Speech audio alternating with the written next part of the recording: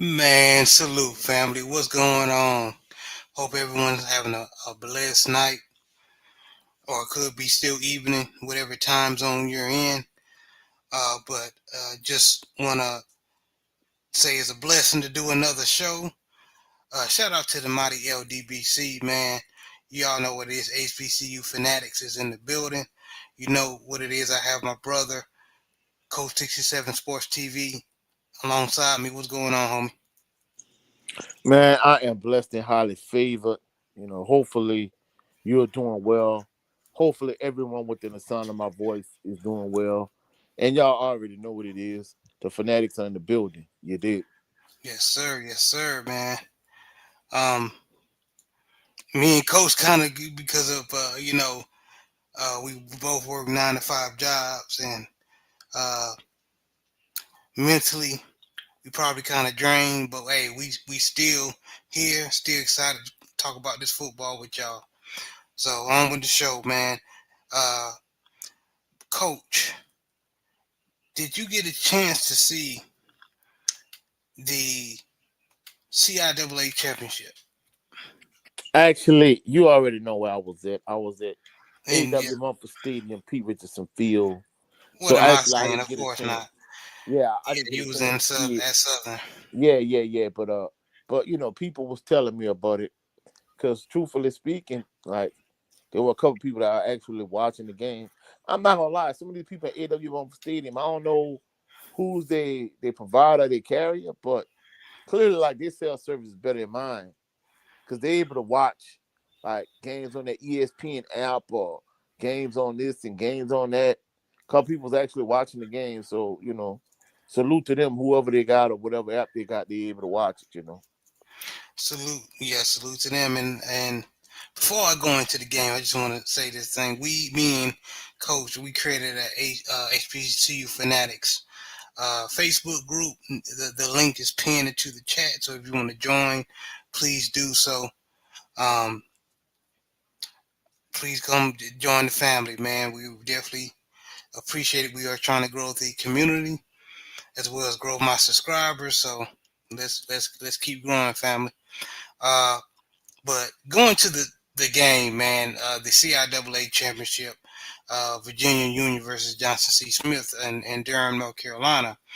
Uh, it was a good game. Of course, Johnson C. Smith started the piling on in the fourth quarter, but up until then, it was a before then it was a very competitive game.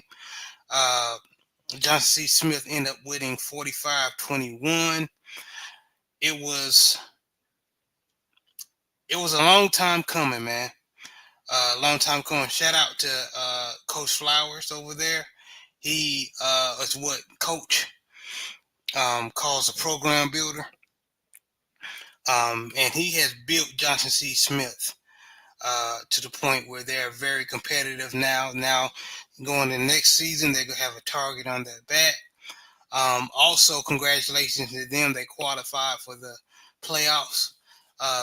They're playing in the first round of school called Frostburg or something like that. I think out of West Virginia, somewhere like that, man. But congratulations to them. Uh, so they can be playing in the competing in the Division II playoffs. Hopefully, they are very successful. And it was a good game, man. It was definitely a good game. Uh, Shout out to Kelvin Durham and Bobby Smith, the running back, man, number 14, and DeAndre Proctor. Um, all those young men did they thing. Kevin Durham, the running back, uh, did a very good job. Had 5 touchdowns, only one interception. Bobby Smith, bowling ball type running back, uh, was able to get at least 78 yards, and just basically they just did what they're supposed to do, man. They defense also came up big. And people like Vincent Hill and Jalen Alexander and Taquarian Hines, they did their thing. All them young brothers did their thing. Um, Also, my MVP, in my opinion, he dropped a few balls, but he got it together. Wide receiver DeAndre Proctor, number 3, he is a weapon. He is a weapon. So they might want to keep throwing it to that young man in the playoffs. But congratulations to Johnson C. Smith, man. That was their first CIAA championship since 1969. So it's been a while. Coach, any feedback on that? Yeah, I'm not gonna lie. I'm glad. Like we talked about behind the scenes, like they kind of been like a Mississippi Valley type team in their conference for the longest. So I'm happy that they finally kind of broke through the glass ceiling and now they at the top of the mountain. So congratulations to them. Yes, and definitely congratulations, man. And uh, speaking of congratulations, man, let's go over to the CIAA side of the game. NCAA, I say NCAA. I meant the. Sorry, y'all. My mind's still at work.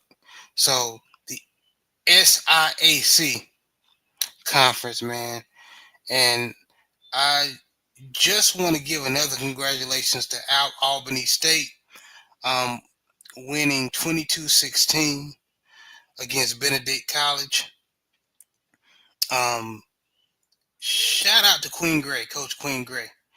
If that name sounds familiar, he's former FAMU great quarterback, and now he's doing his thing coaching. Um, and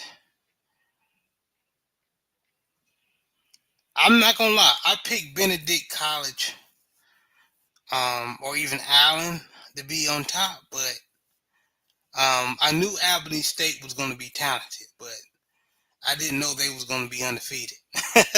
Yeah, so congratulations to them Golden Rounds, man. They definitely did their thing.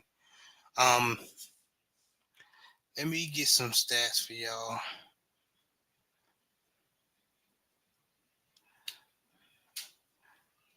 as far as the game.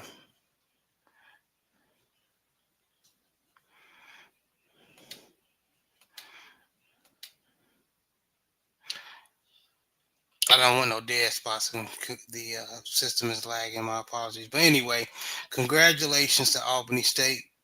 They're also them and Benedict and I believe another school. Um, they made it to the Division II playoffs as well. So good luck to them.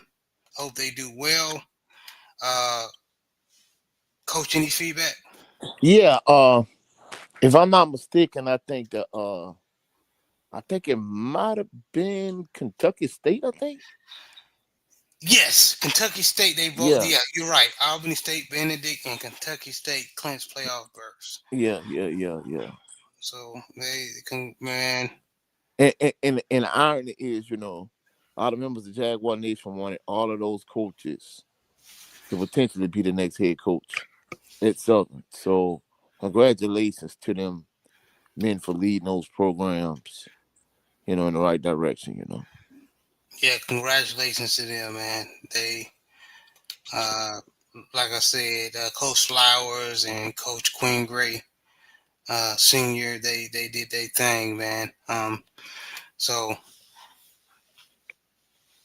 but it ain't over. They still got the playoffs. So hopefully they continue their success in the playoffs.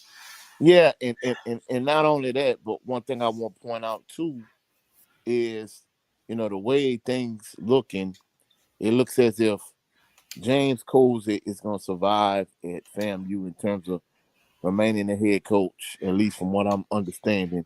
James Cozy, Hampton from Alonzo Hampton from UAPB, Cedric Thomas from uh from Alcorn State, uh, Mickey Joseph if he wants to stay at Grambling.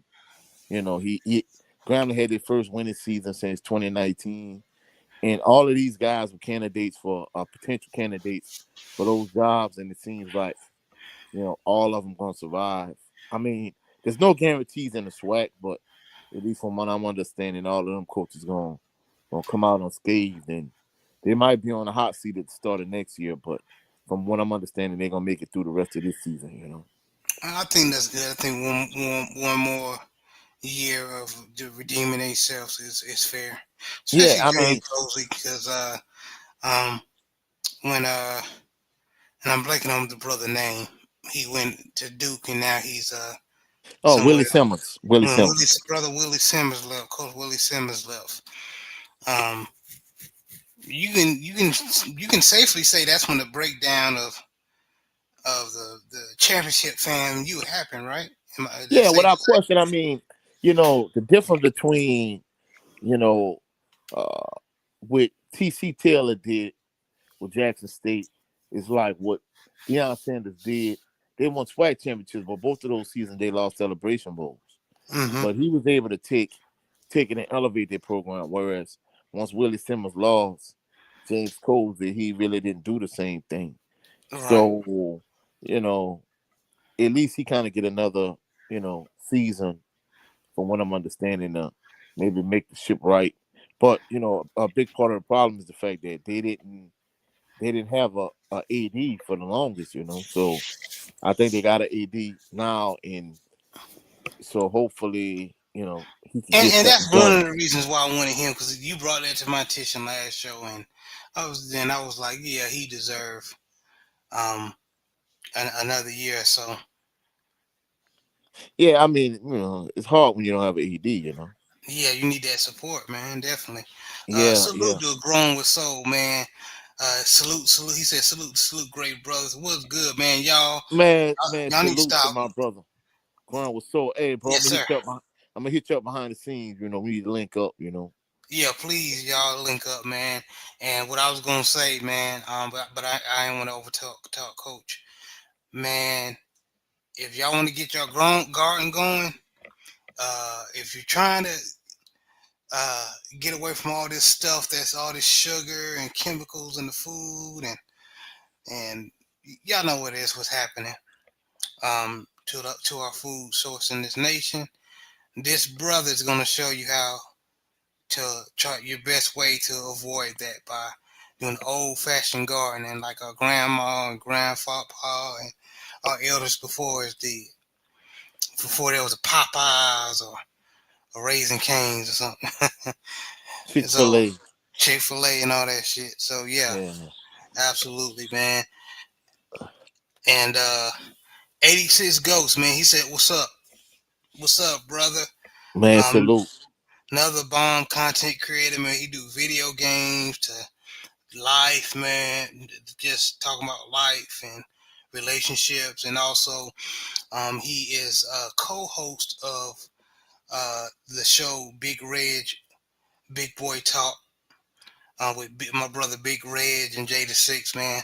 So y'all make sure y'all support, man. And then here come Jackson State hater himself, Jackson State shit talker,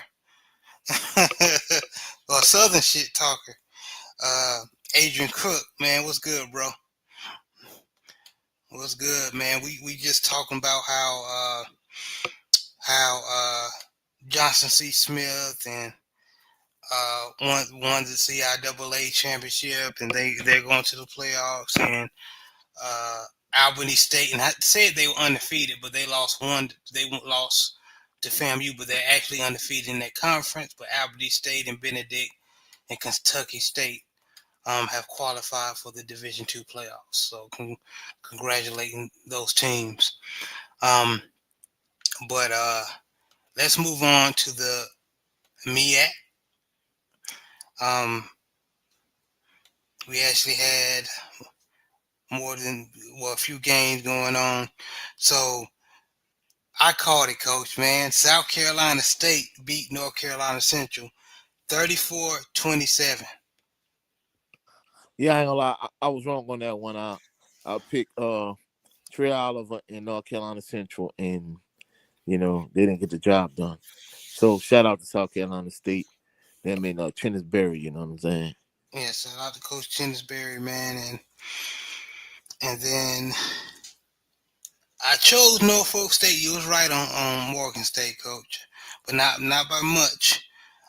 But Norfolk State loses another one to Morgan State 35-28. And Yeah. Delaware State beat Howard 26-13. Okay. I mean Delaware State. They just one more win away. You know what I'm saying? So Yep, yep. They playing South Carolina State. that's gonna be the big game, big game this week for them. Yeah, definitely. And you know where I'm gonna be watching that game, bro. Um, uh, and North Carolina Central, in my opinion, got a dub, but who knows? But they playing Morgan State. So who you got, Coach? I already told you who I got. Say that again. Morgan State versus North Carolina Central, I got North Carolina Central. and then you got Norfolk State versus Howard. I'm picking Norfolk State again. I'm picking Howard. I think they can edge this one out. They should be able to edge this one out, man. I mean, we gonna see. Well, Coach sound like it's Southern or somebody, but I'm honestly, they probably put on par with each other at this point. yeah, that's true. That's actually true. But I hope my coach Vic learns from this first season to see what he got to improve on. So this actually could be a good thing. This could be a make or break first year to see as far as the starting point of how he's going to involve his ball club or Yeah, improve his ball club going forward. So it's definitely yeah, going to be interesting. So I'm definitely got my eyes on the reconstruction, or possible reconstruction in Norfolk State. yeah, without question. But now we're going to the SWAC. So Bethune Cookman played it tough with Jackson State, but in the second half, Jackson State pulled it away, winning 28-13 against Bethune Cookman.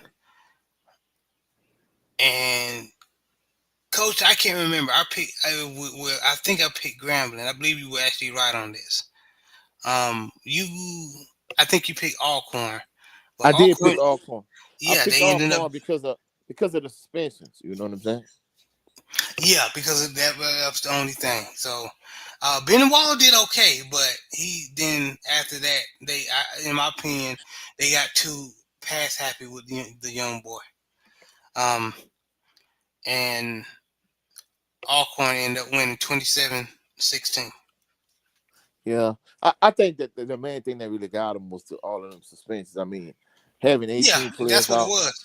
Yeah, I mean, realistically, I'm gonna be honest with you. I think the only thing that probably would save Southern is the 18 suspensions, but of course they were only suspended for 1 week, so not so much for Southern. Yeah, yeah, Yeah. yeah. Y'all need prayer, but hopefully we gonna No, talk about. for some members of Jaguar Nation, prayers might have been answered, but who knows? We'll see. We gonna talk. Say that.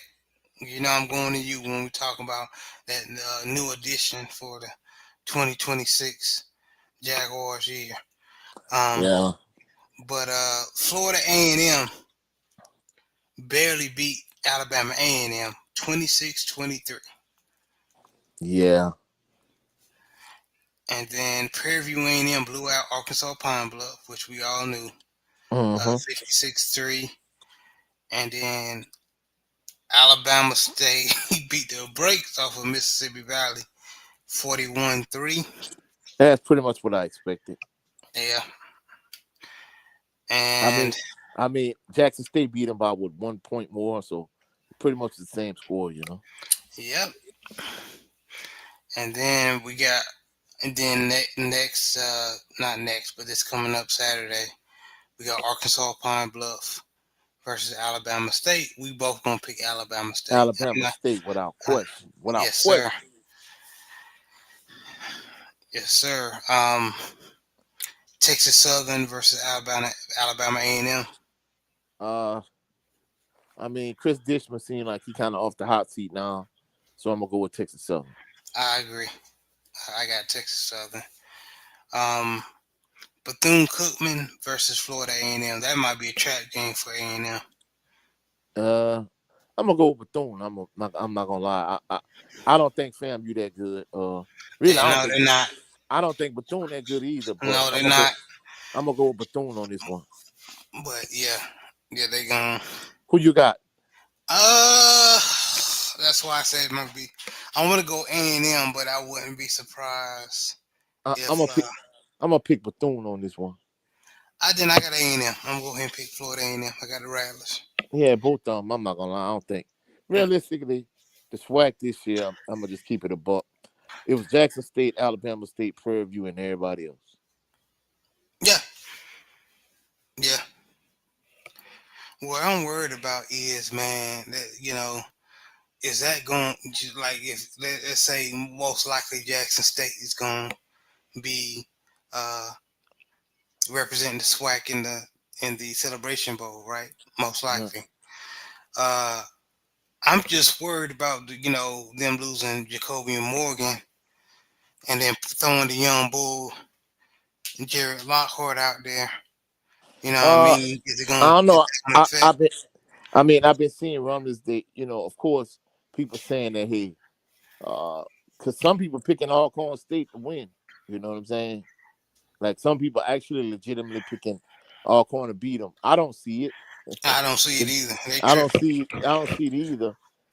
And basically, it was saying that Jacoby and Morgan need to return as soon as possible because they don't see uh, Jackson State beating.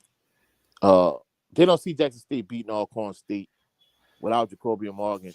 I do, I do. but Jared Lockhart is he's more than capable if they call the right game for the young boy.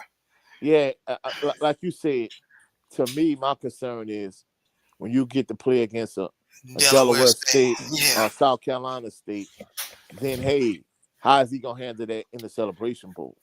But I'm definitely picking Jackson State to beat Alcorn State, despite what the doubters and the naysayers might say. I agree. I definitely agree.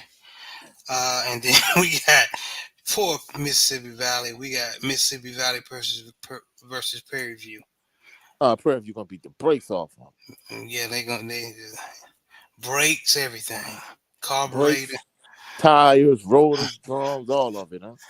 Yes, sir. Yeah. Unless they got one more, they play up. They play up to the competition. Man, I'm But not I gonna don't see that lie. happening. Man, hey, for next season, I don't know who their AD is. They need to schedule 2 Division II games. For real. In fact, play against Lane and play against Lincoln, I guess. I don't know. But I think they're in good hands as far as head coach wise. So Yeah, I'm not gonna lie. I thought Terrell Buckley would have got him. He would have put him in a position to be better than what they are now. I mean, of course, you can't expect a transformation in one season, but nevertheless, I know it's gonna be a tall mountain to climb, but they didn't progress at all, in my opinion, to be truthful. I think I was wrong over I them. no, hold on. I saw some talent. It's just that overall they definitely missing some pieces on that roster that they can beat the Jackson States or compete with the Alabama States and the Prairie View A&Ms. And I just believe, hell, I believe Kendrick Wade was that coach to do that. They just didn't give the coach some time. And Well, I mean, look what he did to the he helped the coach. He's on the coaching staff for that Memphis Tigers team, and Memphis Tigers had a damn good year this year. yeah. I mean, So I'm gonna be honest. I don't even know if Deion Sanders would have wanted the job at Mississippi Valley, to be truthful. Yeah, it's a steep ass hill to climb, bro. No, that ain't no hill. That's a mountain, there, bro. Yeah, excuse me, mountain, mountain, bro. And you gotta give. Can I be honest with you? You need a good probably 7 years No, with I a ain't gonna good say. coach. I ain't gonna say 7. I'm gonna say. I'm gonna Shit, say a good 4 for sure. for you, shit, you trying to.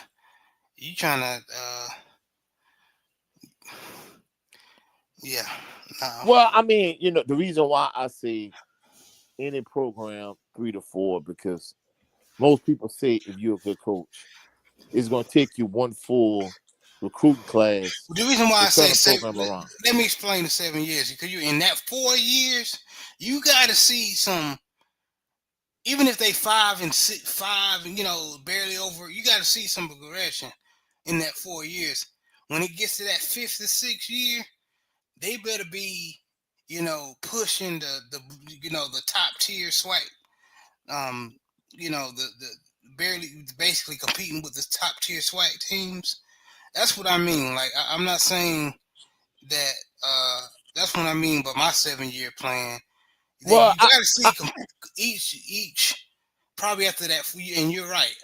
Speaking to that, the 4 years after that the fourth year, they got to be competitive, man. They got to, and then after the 4 years,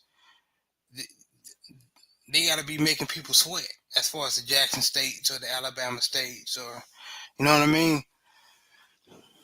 yeah, I With mean, a good coach, that I'm gonna add to put that in there with a good coach, not no uh Coach Graves. But go ahead.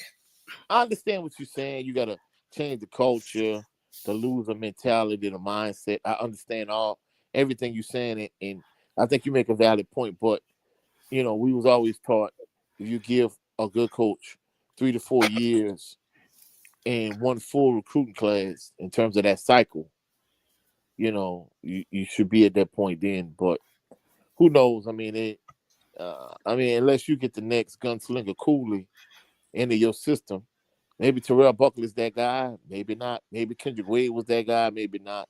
But at the end of the day, we'll never really know unless they are patient and they really see this thing through. You know what I'm saying? Yeah, I agree. And I'm not debating what you're saying. It just it depends on how bad the ball club is.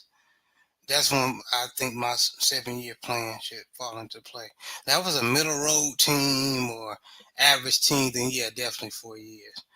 Um, And I with mean, a good truthfully coach. speaking, I mean, my whole lifetime, I don't remember, you know, because my dad used to tell stories about when Gunslinger Cooley was the head coach, and Jerry Rice, and you know, and Willie Totten was the quarterback, satellite Willie Totten, and this, that, and the third.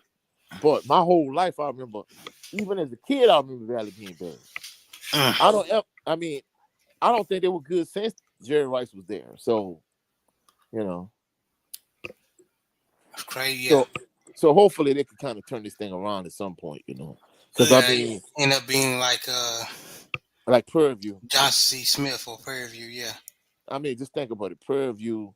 That's why some people think Henry Frazier the third, he deserves another SWAC head coaching job. I mean, anytime you take, you got a team that lost 66 straight games and you actually win the SWAC championship, and Pete Richardson last year as the head coach of Southern, it's like, man, that was like a monumental feat that he accomplished. You know what I'm saying? My only thing is, I don't understand why he didn't stay longer. But he said he a program builder and he was looking for another program to build. I guess he figured his work was done, and he left the program in the hands of from Southern University defensive back Hitchman Northern. But I'm like, bro, I would have, I think I'd have stayed if I took a program that was that historically bad and put them on top. I think I'd have got to the You'd have top been of a my mountain. legend, bro. Yeah, I think I'd have got to the top of that mountain and kicked my feet up and chill for a little while. You know what I'm saying? For real, man. You ain't lying.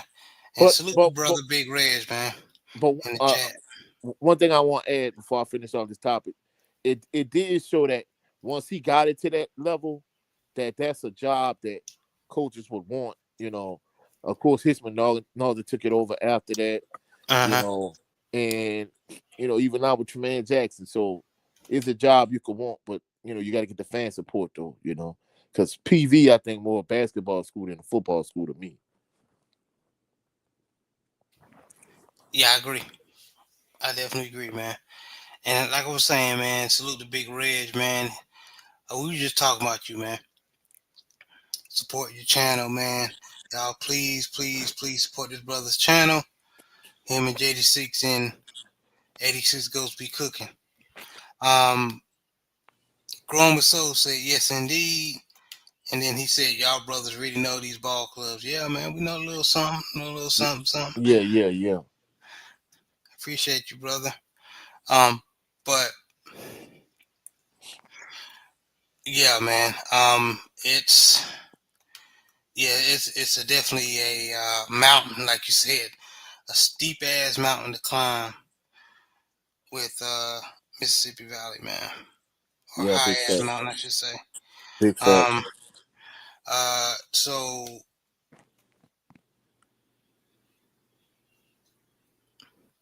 let's get into it, man. Breaking news. And coach, I know you said, I was joking with you when you said you spoken into. I was joking, but not really. Yeah, yeah, yeah, yeah. But I knew what you meant, bro. I knew what you meant. you and a couple of the fans, Southern Jaguar fans, spoke it into existence.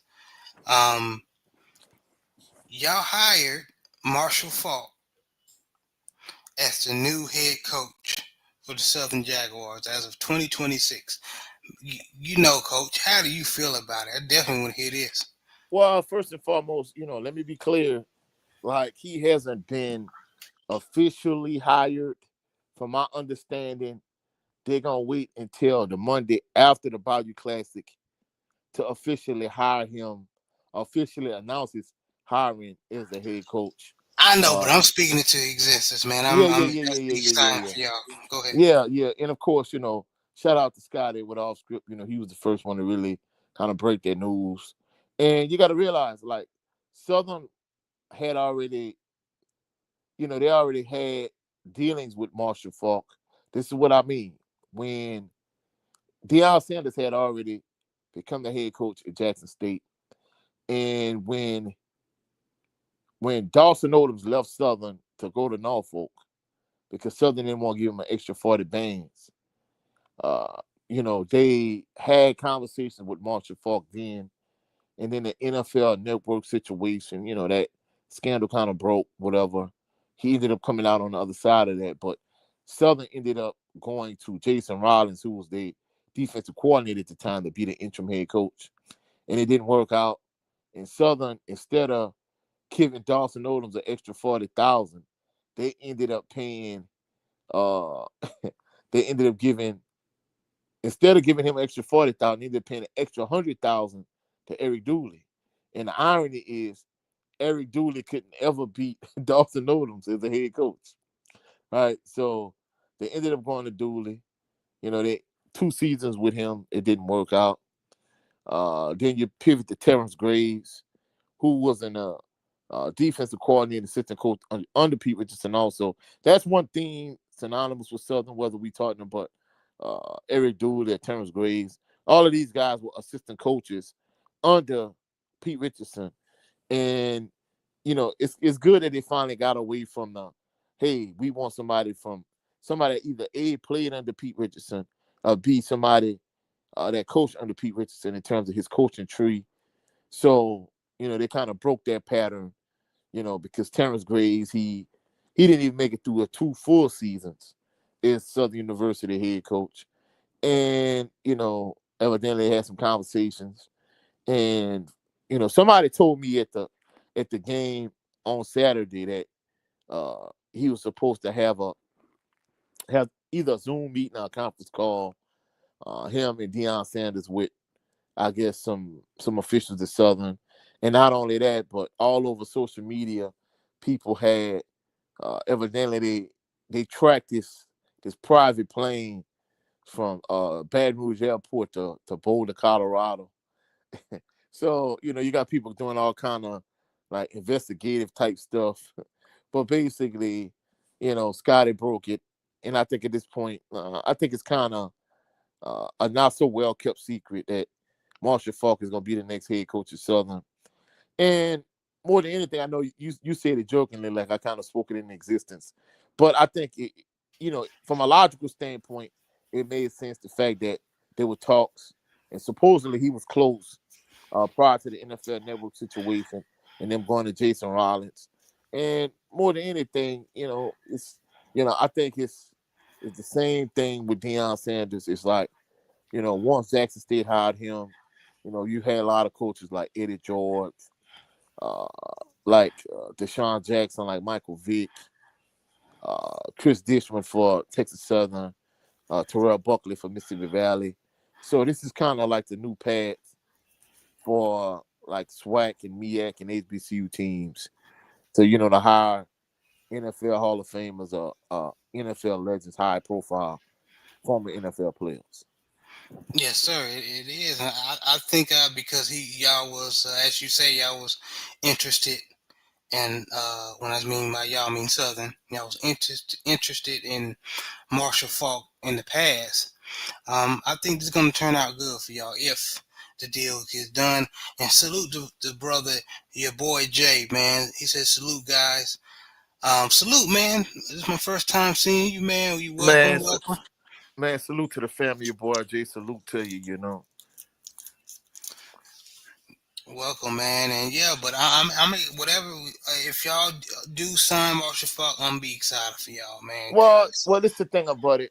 I talked to two people, and it was like, hey, it's a done deal. They just wait until after the classic to announce it to make it official. And then I talked to this other person saying, yeah, they gonna announce it, but they still interviewing other candidates. Well, two other people told me that, but basically it's kind of like 3 versus 2, where two people saying like, hey, it's not official, it's not a done deal. They still interviewing other candidates. Then the middle person was saying, yeah, they still interviewing other candidates, but it's unofficially a done deal. And then two people like, yeah, it's a done deal. So I think it's kind of pretty much done. I think the only issue is the timing of it. You I don't think they want to announce it now because you got a bye week this week, and then next mhm. weekend, Thanksgiving weekend, is the Bayou Classic. You don't want to create too many distractions going into the game. But let's keep it a buck. Southern is 1-10. You know what I'm saying? So hell, Even you your got boy Jay even said it. He said, Graves is apparently upset at us because his own school doesn't want to hire him after word got out about what happened at SU, and then he said Falk is done deal. Uh, and he's building insane staff. The only interview people just in case. yeah, and see the thing about the interviewing thing. Your boy Jay, he makes a valid point because I'm not gonna lie.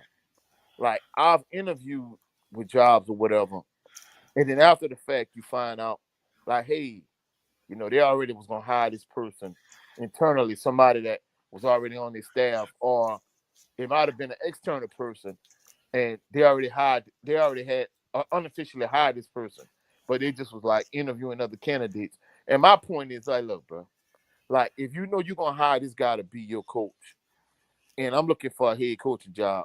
Like, why are you making me waste my gas money, my time, my energy, my effort? Like, why you didn't just hire this guy? Because I'm not gonna lie, like I've heard about jobs that weren't advertised because behind the scenes they had already hired this person or promised this person the job.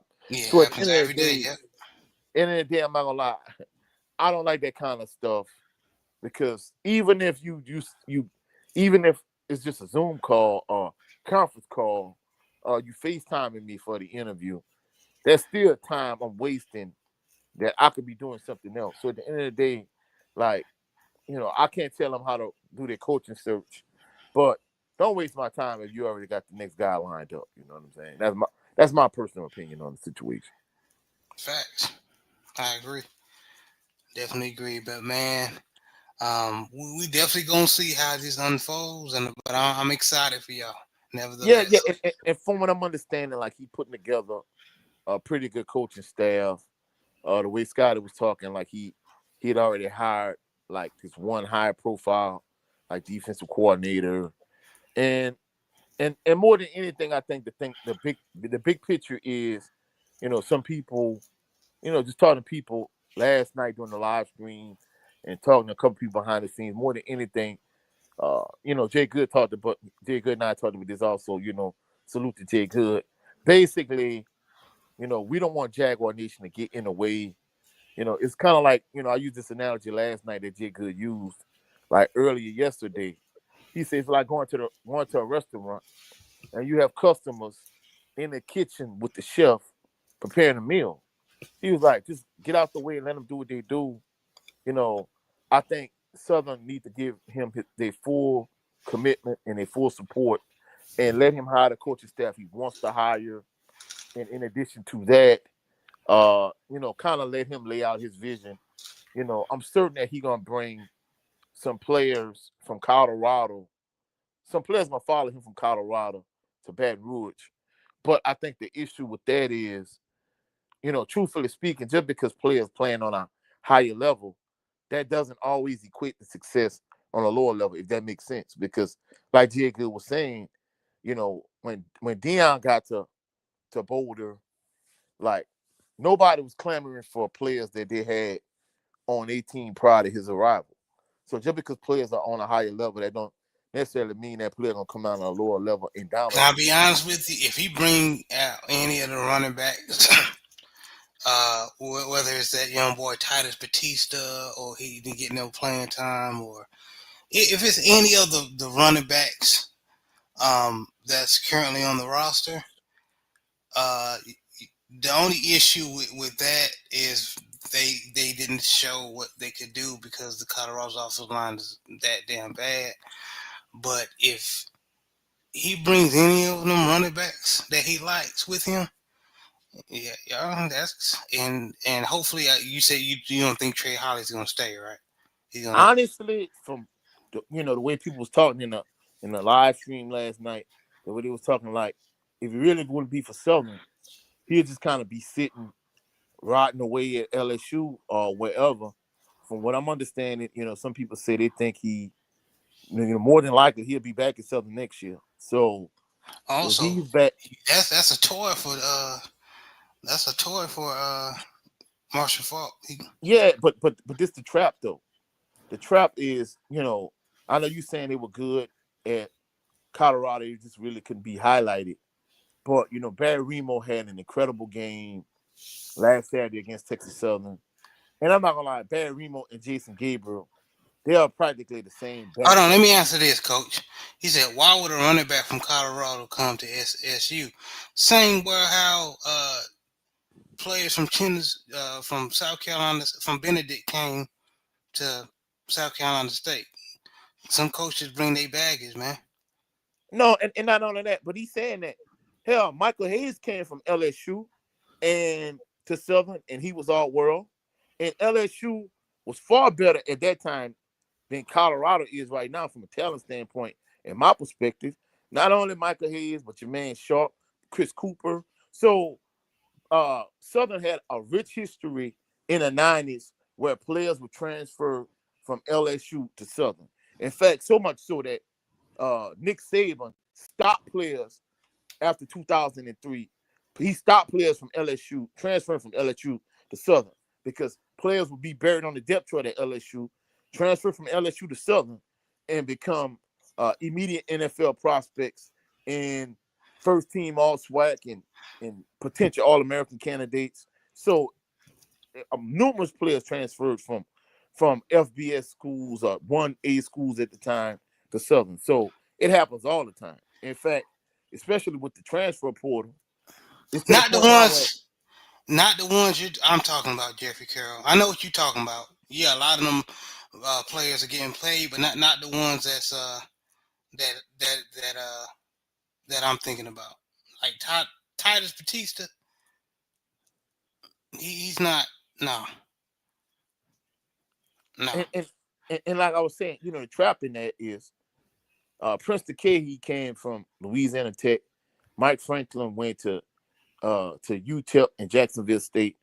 And those players, I'm not putting them down, but they didn't pan out at all this season in Southern. So just because a player comes from a higher level, it does not always equate to success. You know what I mean. So I'm not saying just because a player coming from Colorado, it don't mean he not gonna pan out. But at the same token, on the opposite end of the spectrum, that doesn't mean just because they do come from Colorado, they're gonna pan out either. So I mean, you know, like you were saying, you know, well, not you. I'm sorry, Jake. Like Jake Good was saying, in some instances, these players come from these bigger programs. In certain instances, they might have some degree of baggage from the standpoint. They think it's sweet because they coming down. Well, you say this, sometimes they coming down to a lower level. They think it's sweet and it's gonna be easy money. And in addition to that, they might have bad habits. They might be lazy. They might be entitled. Mm-hmm. They might think, yeah, hey, I'm just gonna come down here from a higher level and just dominate. And they don't always translate that way. Like it worked out for somebody like a Michael Hayes. Uh, it worked out for somebody like a Devontae Kincaid, Mm-hmm. but it doesn't always translate just because you came from a higher level that you were just gonna dominate. It doesn't always work that way. No, it don't. And I remember an interview with Devontae Kincaid. He was praising the HBCU skill positions. Like, he did say that the big difference was in the trenches. With FBS versus FCS trenches is like night and day. But like he was talking about how like the linebackers and everything, you think you can outrun. Yeah, he may be 6'1" and just only 215 pounds, but that HBCU linebacker will thump your ass, and he fast. So like he was just saying, a lot of um, PWI players who transferred to who transferred to HBCU schools may try to underestimate a lot of the HBCU players, And but you better not get your feelings hurt.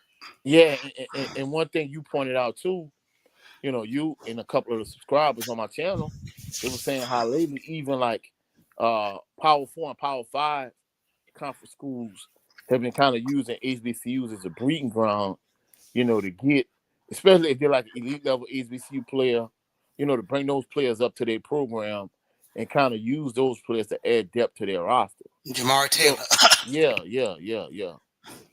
So I he mean, eating at Virginia. so there's definitely talent, in the HBCU landscape. Don't get it twisted. Yes, sir. Yeah, yes, definitely, man. And let me go back to your boy Jay comment.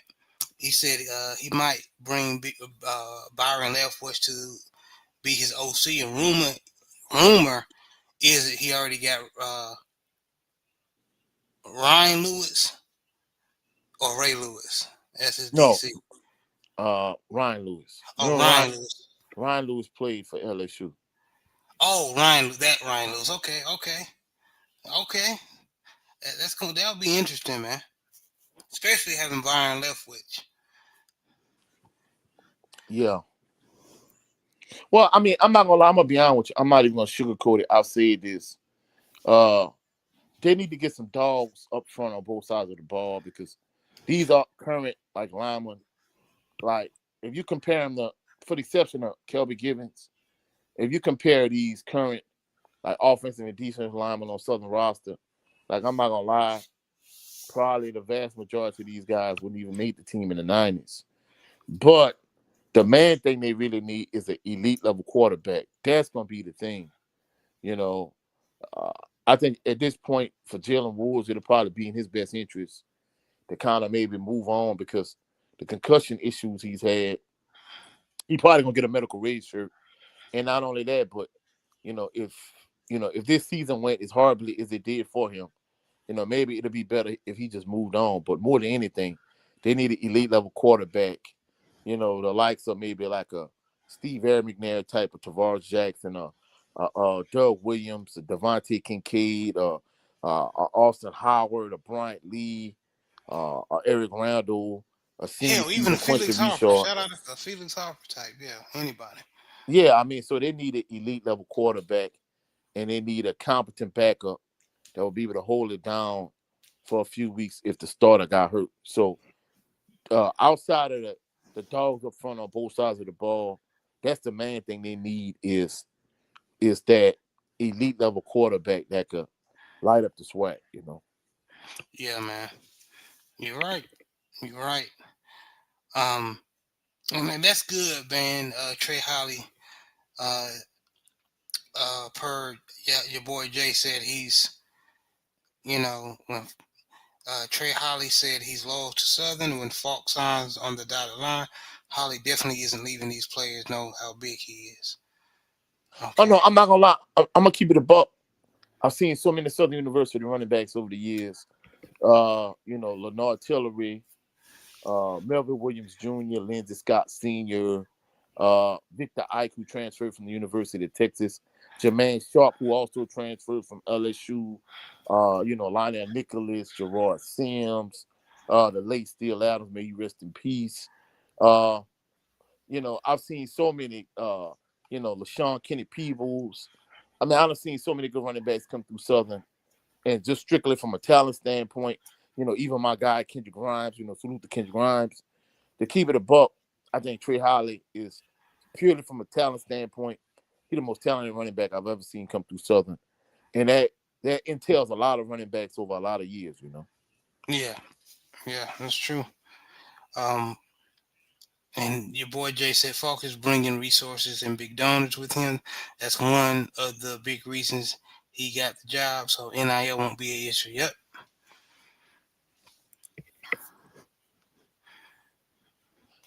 I mean, I think everything gonna work out. As members of loyal, faithful member of Jaguar Nation, we just gotta kind of let him put together his staff, and we gotta let them do their thing. But I think more than anything, I believe he's gonna be successful. But I think they need to have that heir apparent guy there, because whether he's there for a couple seasons or 5 seasons, if he has success, like bigger Power 4, Power 5 schools are gonna come knocking, and you won't have that next head coach on staff. And we could see the difference between TC Taylor and James Colsey. No disrespect to James Colsey, but TC Taylor took what Deion Sanders had and he elevated and brought it to the next level. Whereas, since Willie Simmons left FAMU, they haven't had the same success.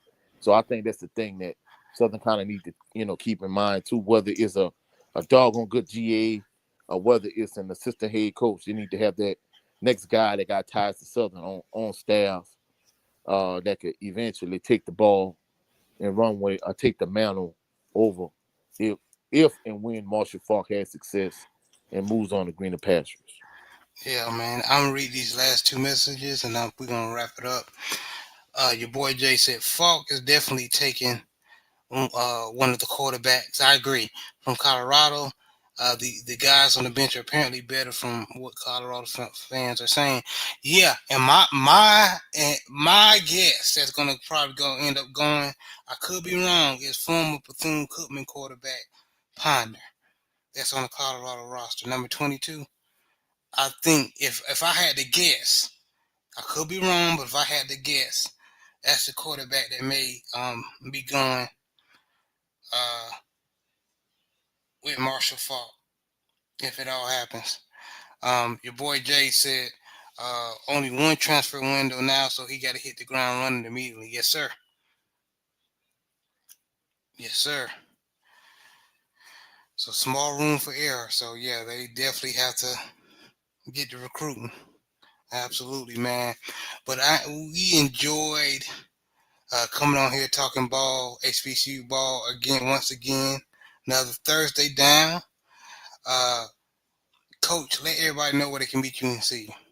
And of course, for all our HBCU fanatics, the major game of the week gonna be, you know, Delaware State. So that's gonna be a big game.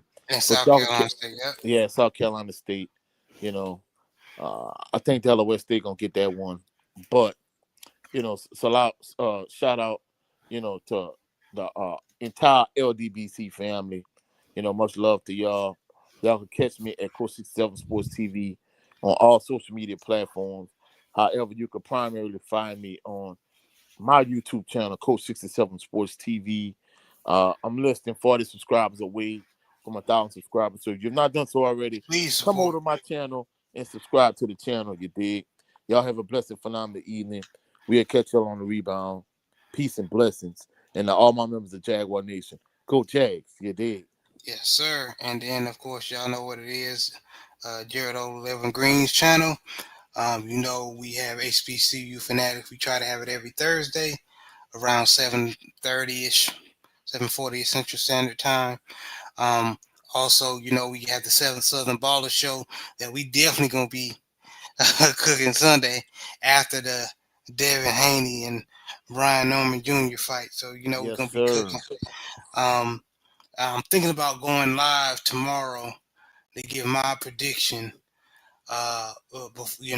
Before the fight Saturday. So um, y'all never know. Y'all might see me pop live. So please tune in. But yeah, man, shout out to the mighty LDBC. Y'all make sure y'all like, share with other HBCU Fanatics family, or anyone you think just like HBCU ball. Please share. Um, Hit the like button, please. I'm trying to at least get to 500 before the year's out, which probably not gonna happen, but I'm a No, no, no, no. Hey, trying. we're not speaking that negativity. Hey, you only, know, only words of encouragement. Yeah, we're gonna get to that 500 by the end of the year. You dig? Especially if I got anything to do with it. I'm pushing it as much as I could. In fact, I'm finna go share it on all my I Facebook too. appreciate you, Coach. We gonna do our thing. We gonna get it up. You know what I'm saying? We ain't speaking negativity. We only speaking positivity over here because life and death is in the power of the tongue. You dig? Yes, So sir. we Yes, speaking sir. life. You know what I'm saying? We gonna get to that Amen. 500, and then we gonna get to that 1,000. You dig? Yes, sir. Coach corrected me there, but yes, sir. Whatever. Gonna keep grinding. But y'all, thanks for checking us out, hearing us talk, man. Talk about ball. Y'all make sure y'all have a blessed night. We catch you on another Thursday. Y'all be blessed.